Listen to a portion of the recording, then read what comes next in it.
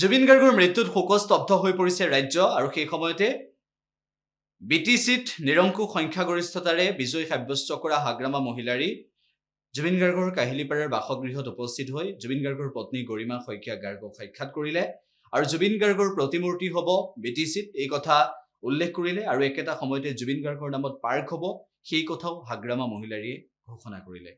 জুবিন গাৰ্গ মোৰ personally friend, বহুত ভাল, আগৰ পৰাই ভাল হয়। মই 2 বছৰ 3 বছৰ লগ পোৱা নাছিলে, যেন হওক জুবিন গাৰ্গ মোৰ লগত খুব ভাল এটা ফ্ৰেণ্ডশ্বিপ আছে।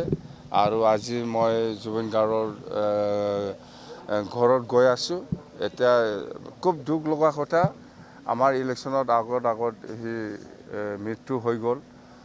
তো আমি সন্মান কৰোঁ কিন্তু জুবিন গাৰ্গক, আৰু সদায় আমি সন্মান দি পেলাই সন্মান কৰি যাম। লগতে আপোনালোকে প্ৰথম শোক প্ৰকাশ কৰিছিল। মই যেতিয়া কোকৰাঝাৰত এটা পাব্লিক মিটিং আছিলে, তেতিয়া মই শুনাৰ লগত আমি কণ্ডলেন্স মেছেজ BTC তৰফৰ পৰা আমি দিছোঁ আৰু তাৰ আত্মাটো যাতে শান্তিপূৰ্ণভাৱে ভগৱানে বা ঈশ্বৰে বা আল্লাই জাগা দিয়ে, তাৰ কাৰণে আমি প্ৰাৰ্থনা কৰিছোঁ। আমি বনাম, সেইটো কোকৰাঝাৰত বনাম, ডাঙৰ এটা মেমৰিয়েল পাৰ্ক আমি বনাই দিম তাৰ স্মৃতিৰ কাৰণে।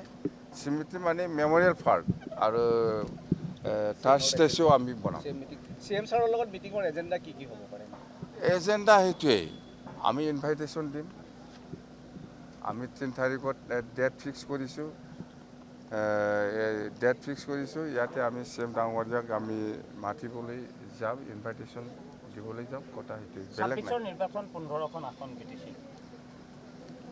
এইটো চৰকাৰ বনাব দিয়ক আগত, ইয়াৰ পিছত 26ৰ নিৰ্বাচনটো আমি MLA নিৰ্বাচনটো আমি কথা পাতিম দলত দেই।